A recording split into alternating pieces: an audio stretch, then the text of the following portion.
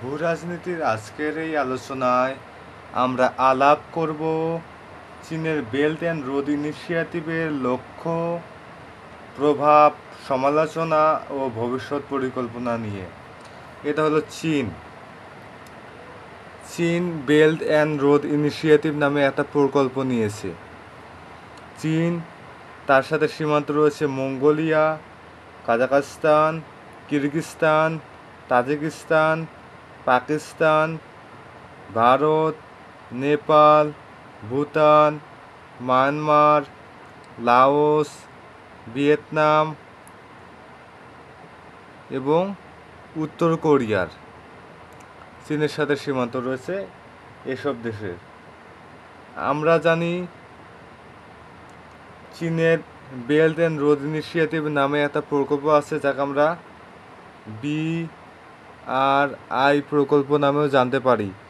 Belt and road initiative প্রকল্পের অপর নাম ওয়ান বেল্ট ওয়ান রোড বা সিল্ক রোড নামেও পরিচিত। চীনের বেল্ট অ্যান্ড রোড ইনিশিয়েটিভ হলো বিশ্বের সবচেয়ে বড় অবকাঠামো ও বিনিয়োগ প্রকল্প। 2013 সালে শি জিনপিং এর উদ্যোগে এর শুরু হয়।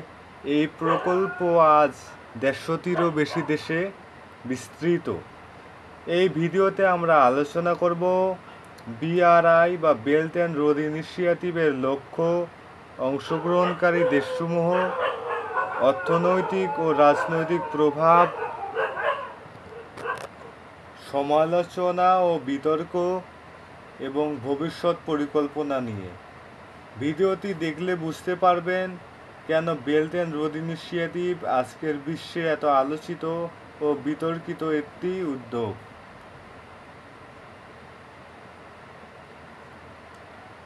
চীনের বেল্ট অ্যান্ড রোড ইনিশিয়েটিভের লক্ষ্য। 2013 সালে চীনের শি জিনপিং এই উদ্যোগের ঘোষণা করেন। মূল লক্ষ্য হল প্রাচীন সিল্ক রোডকে আধুনিক রূপ দেওয়া। স্থলপথে সিল্ক রোড, ইকোনমিক বেল্ট ও সমুদ্রপথে 21শ সেঞ্চুরি মেরিটাইম সিল্ক রোড। মানে তারা স্থলপথে মধ্য এশিয়া দিয়ে তারা ইউরোপে বাণিজ্য করবে ও সমুদ্রপথে তারা সমুদ্র দিয়ে ইউরোপের সাথে বা পৃথিবীর অন্যান্য দেশের সাথে বাণিজ্য করবে। এটাই হলো সিল্ক রোড। অংশগ্রহণকারী দেশসমূহ আজ পর্যন্ত 150টিরও বেশি দেশ BRI বা বেল্ট অ্যান্ড রোড ইনিশিয়েটিভে অংশগ্রহণ করেছে। দক্ষিণ এশিয়া, মধ্য এশিয়া, আফ্রিকা ও ইউরোপ, এমনকি লাতিন আমেরিকাতেও প্রকল্প চলছে। উদাহরণ: পাকিস্তানের সিপেক ও শ্রীলঙ্কার হাম্বানটোটা পোর্ট, আফ্রিকার রেলপথ ও ইউরোপের রেল যোগাযোগ। পাকিস্তানের গোয়াদার বন্দর, আমরা জানি এটা পাকিস্তান, ম্যাপের মধ্যে এটা পাকিস্তানের যে গোয়াদার বন্দর, এই যে এটা গোয়াদার বন্দর এটা পাকিস্তানের গোয়াদার বন্দরে দিয়ে পাকিস্তানের মাঝ দিয়ে একটা রেলপথ ও সড়ক পথ চীনে প্রবেশ করেছে। ও শ্রীলঙ্কার এটা ম্যাপের মধ্যে শ্রীলঙ্কার হাম্বানটোটা বন্দর চীন 99 বছরের জন্য ইজারা নেয়। শ্রীলঙ্কার হাম্বানটোটা বন্দর চীন 99 বছরের জন্য ইজারা নেয়। এসব প্রকল্প নতুন বন্দর, মহাসড়ক, সেতু ও রেললাইন তৈরি হচ্ছে। অর্থনৈতিক ও রাজনৈতিক প্রভাব: অনেক উন্নয়নশীল দেশের জন্য বিনিয়োগের বড় সুযোগ তৈরি হয়েছে। অবকাঠামো উন্নত হচ্ছে ও বাণিজ্য আরও সহজ হচ্ছে। চীন এখন বিশ্বের অর্থনীতিতে আরও প্রভাবশালী হচ্ছে। তবে একই সাথে অনেক দেশ চীনের ওপর নির্ভরশীল হয়ে পড়ছে। রাজনৈতিকভাবে চীনের প্রভাব বিস্তার পাচ্ছে। সমালোচনা ও বিতর্ক: সমালোচকরা একে ডেপ ট্র্যাপ ডিপ্লোমেসি বলে। শ্রীলঙ্কার হাম্বান্তোতা বন্দর চীন 99 বছরের জন্য লিজ নেয়।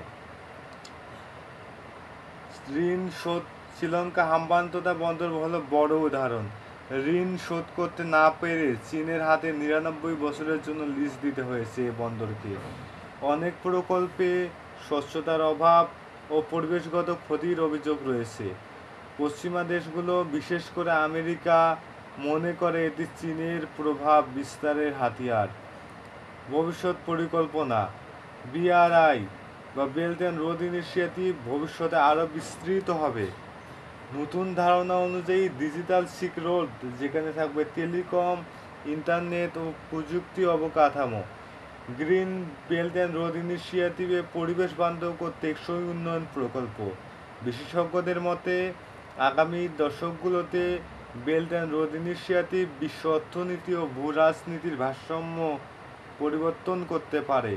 উপসংহার হলো, বেল্ট অ্যান্ড রোড ইনিশিয়েটিভ শুধু একটি অর্থনৈতিক প্রকল্প নয়, এটি রাজনৈতিক কৌশলের অংশ। চীনের জন্য এটি এক বিশাল শক্তি প্রদর্শনের মঞ্চ, আর বিশ্বের জন্য এটি একদিকে সুযোগ, অন্যদিকে চ্যালেঞ্জ। ভবিষ্যতে এই উদ্যোগ বিশ্বকে কোন দিকে নিয়ে যাবে, এটা সবচেয়ে বড় দেখার বিষয়।